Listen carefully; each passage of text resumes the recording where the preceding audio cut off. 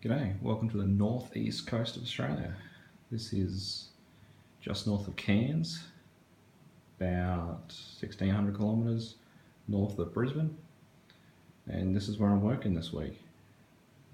I'm a CNC service technician, so let's go up to the hotel and get into it.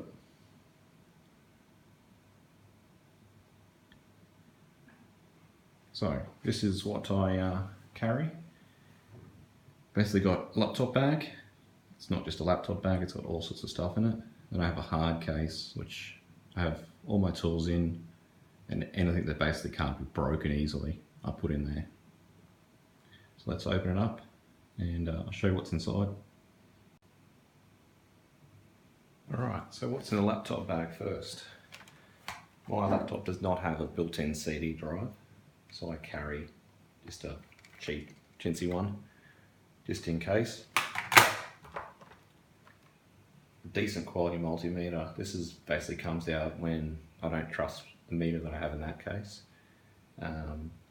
It's super accurate, no problems. I know it's going to be accurate and know it's going to work. Here I have everything to basically access a hard drive from the USB port on my laptop.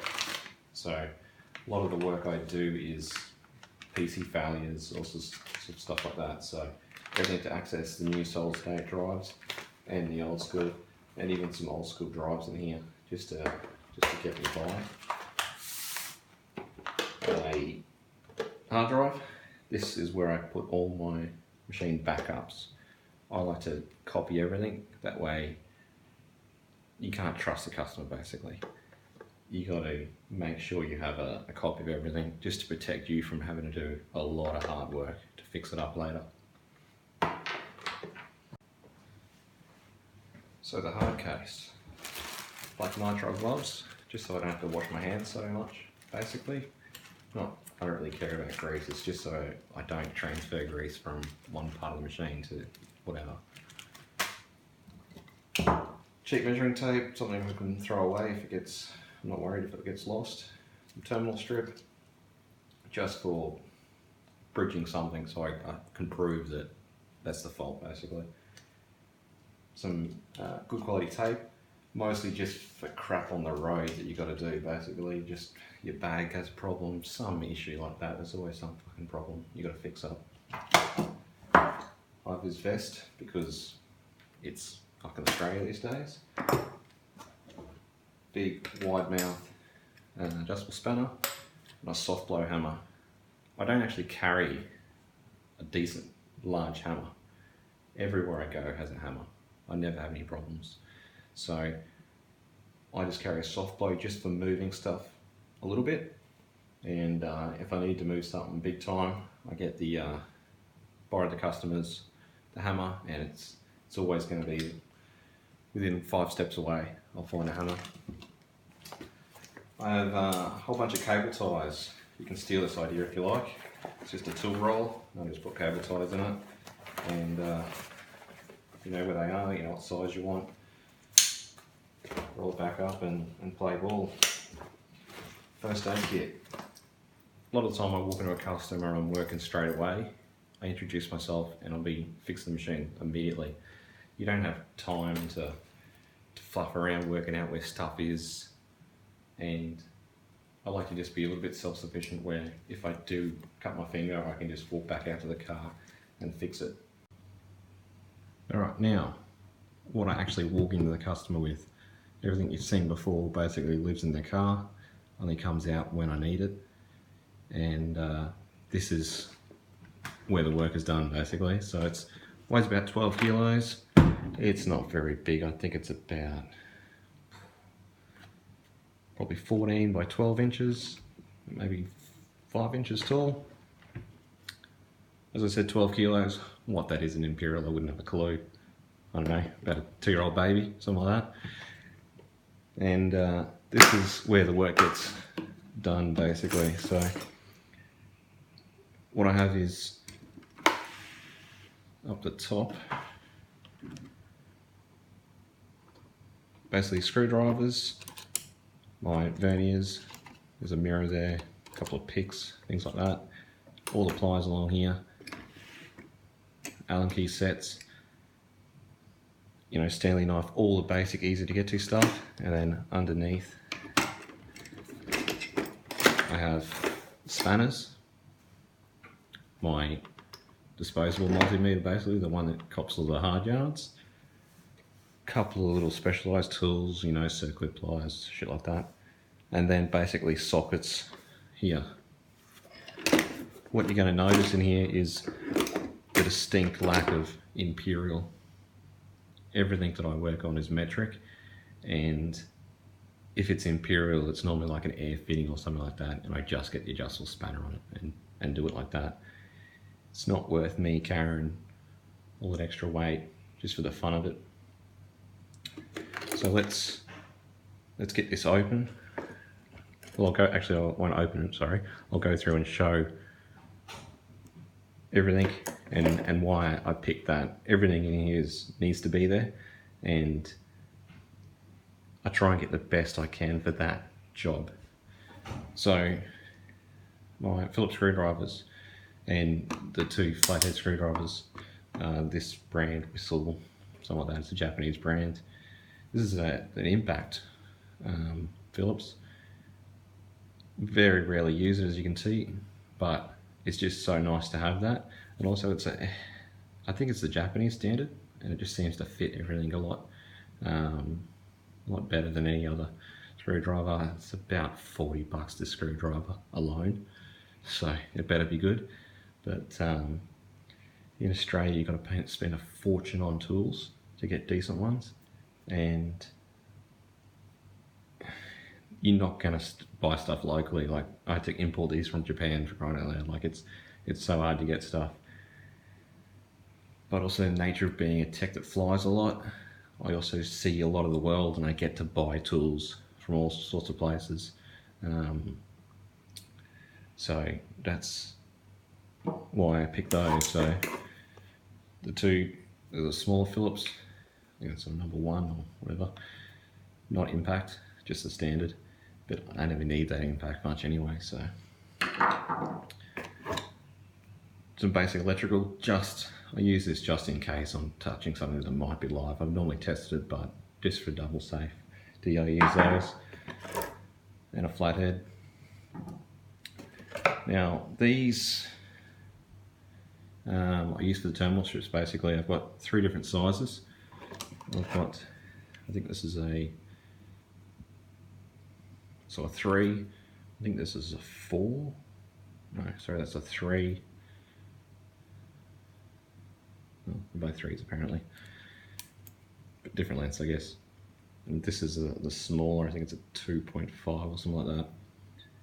And basically, that fits perfectly into most of the terminal strips. This is basically this one size up. I think this is a 3.5 or something like that millimeter, and it basically between these I can get all those European style terminals undone easily without messing them up. It's very annoying when you've been at somewhere where the guy's used a pick or whatever and just destroyed it because he doesn't have the right screwdriver. A mirror, which basically got scratched immediately, and yeah, pretty self-explanatory. Old school set of verniers, smashed of course because planes. Pick set, scribe I guess as well. So every possible shape of pick I have here. Unfortunately I deal with machines with glue in them, so I need to be able to get that out and have a decent distance so I'm not near the heat. A couple of drill bits, a 12.5 and a 13mm. It's for, I have to drill out a heating element sometimes, so that's what they're there for. A USB just in case when you want to copy a file or something, say flying it around, you just know there's one there.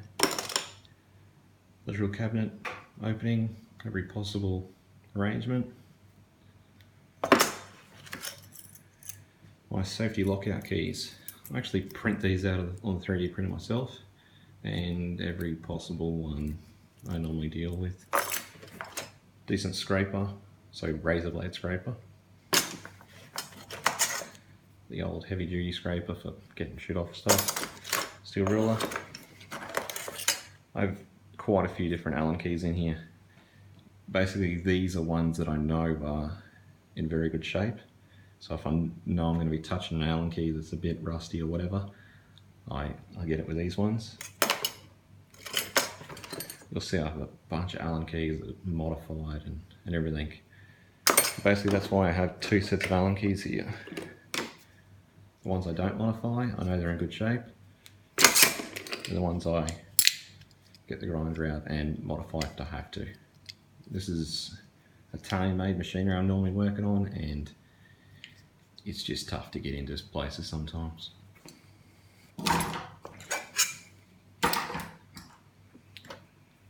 Die cutters, Nipex brand. I've had these for 14, 15 years. Sharpened them once. Best ones you can buy. Point nose pliers. These are not the best brand, they're a local brand, but made in China. But the best brand I can buy, basically, that I don't have to spend a fortune on.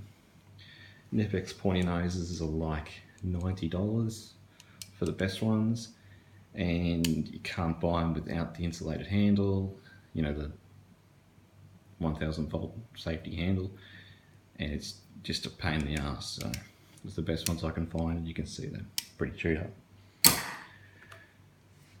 Little plumber's wrench, whatever you want to call them. Wire stripper. Now these are the Allen keys I use for working on the Italian stuff, because this is what they use in the production line basically. So it's a T handle, the 5mm is a sliding one, but all the rest are fixed. And if you use the tool that they use to put it together, it makes it a lot easier if you can get them apart. I bought these in Italy, they were about €80 for the whole set. But yeah, you got to use them to get it done properly and easily.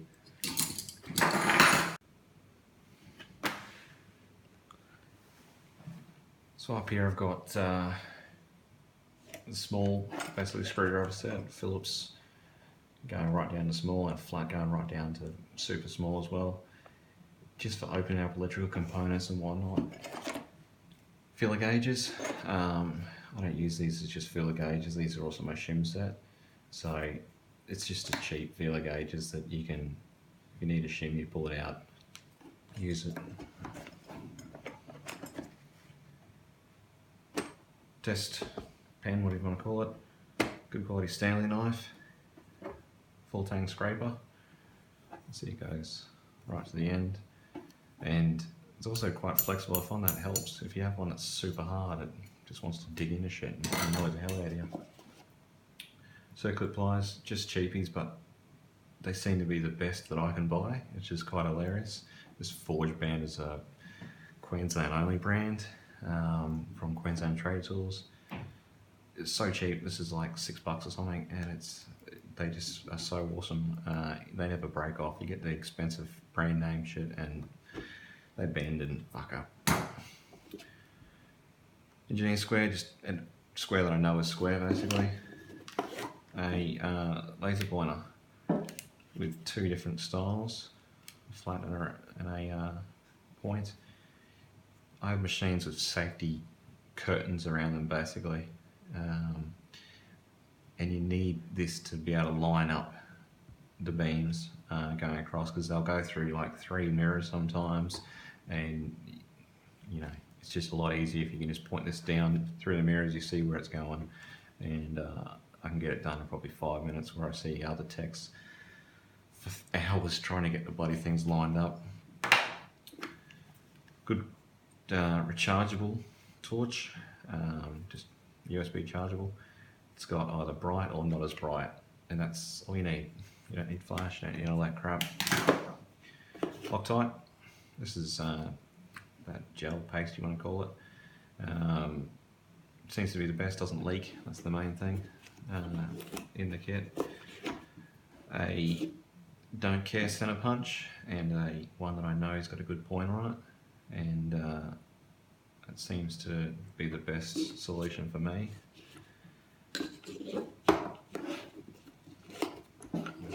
Quarter-inch, fine-ish, but still fairly cheap. This is just for getting into tiny spaces, that's all. I never put any much leverage on it, and it is one that locks it on, because you lose that spanner where you're trying to get it, you lose the socket, sorry, in a tiny spot. It's a pain in the ass, so get one that locks on. I normally just lift the tray out like this and go from there. So, big set of multi-grips, I think, whatever you want to call it. 2 adjustable spanners, a Crescent brand made in the USA, 6 inches, so it must be Imperial. This is basically all I carry if I run into something that's not metric.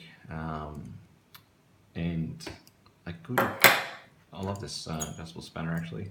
Super narrow here so you can get into fine spots. Light and handle. This is another Japanese brand, like 80 bucks. But yeah, brilliant. It seems to be wearing up pretty well. I've had it for a few years now, and so much lighter than a big King Chrome or Snap Off or whatever you want to get. Now, my spanner set, I have a few double ups in there to show you a few examples. Say a 13mm, I'll have both the ratchet and the fixed. Sometimes the super tight spaces here, you can't get the ratchet in, so that's why I have to carry both. As well as there's parts of the machine you need 2 13mm. So I normally have a double pretty much everything. Going down to 6mm all the way up to well, 15mm, and then a big jump from up to, there's a 17, a 19, and then a big jump up to 24.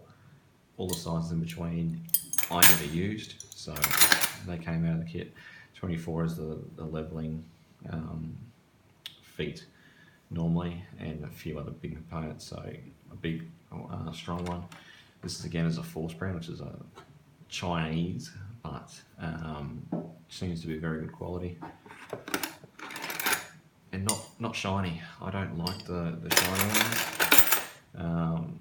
It's too damn slippery, to be honest. You get the textured, I guess, and it's a lot nicer when you're dealing with them all the time. I've got a couple of Specialized,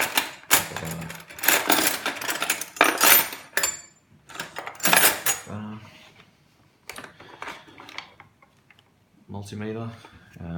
This is actually surprisingly highly rated. It's a 99,999 count. It's incredible. It's like 35 bucks off eBay. All the fancy functions, as well as it can output, I think it's from a 50 hertz 0 to 5 volts all the way up to like 50, I think it's 5,000 hertz. So I've only ever used it once, but fancy to have that. The leads I use, basically you can take this apart here.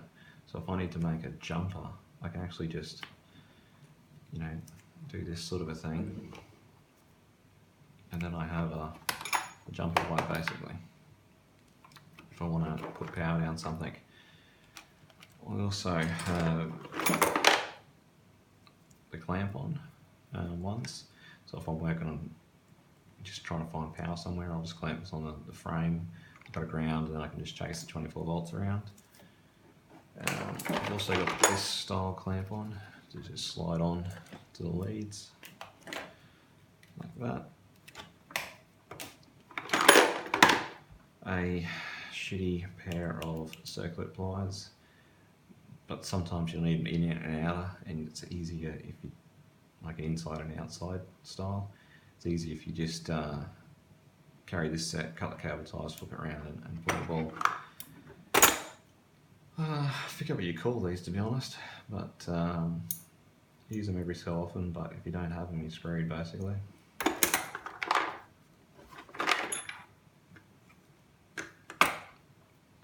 Thrashing, flat screwdriver, pipe seal, terminal strip,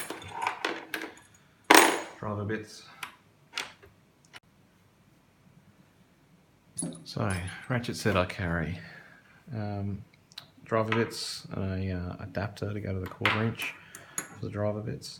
I normally just grab a customer's drill if I'm away from home.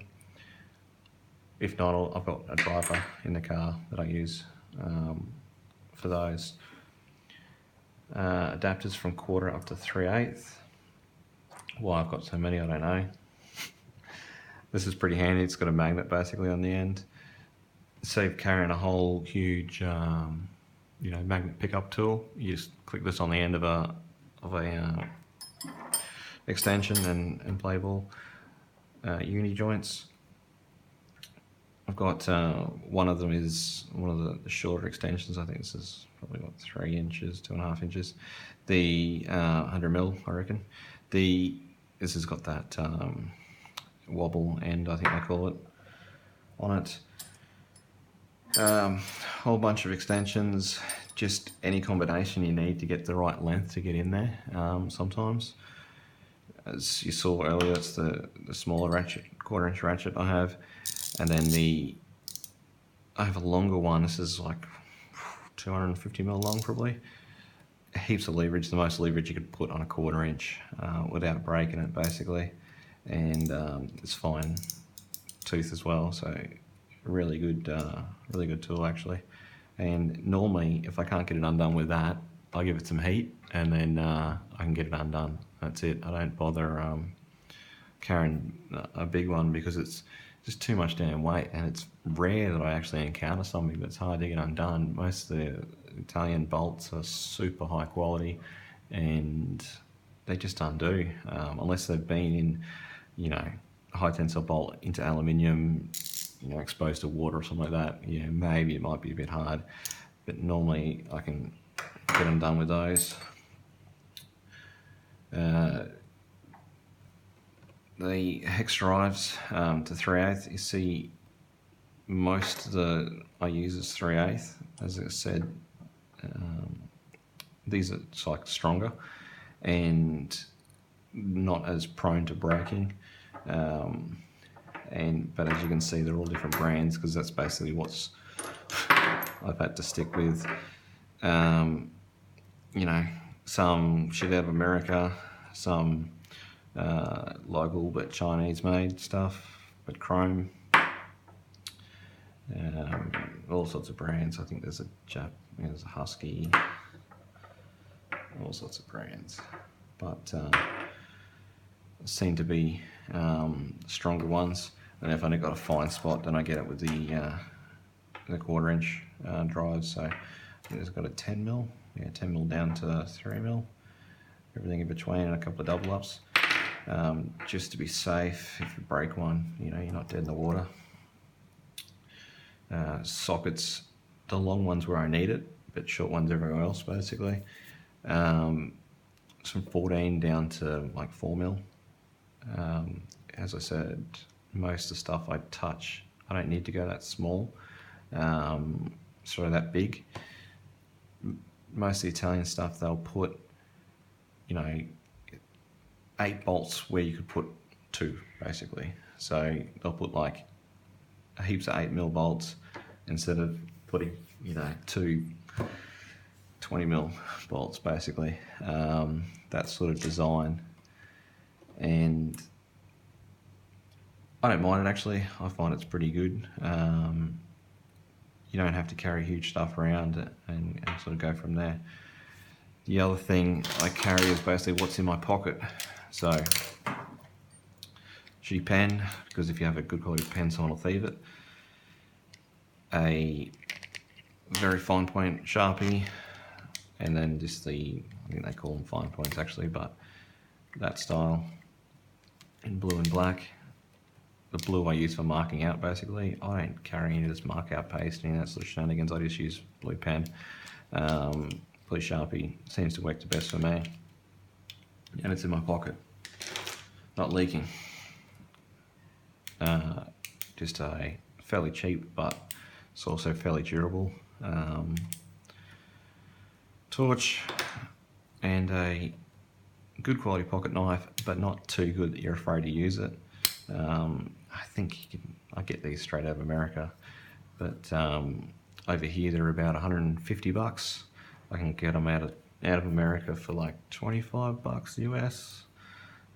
Cost me about 15 bucks to get it sent over, so it's still cheaper, but this is my favorite type of pocket knife, to be honest. I've had a few of them. It's not the serrated style. The serrated style is just useless. I don't know why the hell you use it for, actually, and that seems to be the best. Well, I hope you've learnt something out of it, had some ideas, and I'll catch you next video where I'll show you my actual work vehicle. So it's a ute, what we call a truck in Australia. It has everything that you don't see here, basically. Thanks.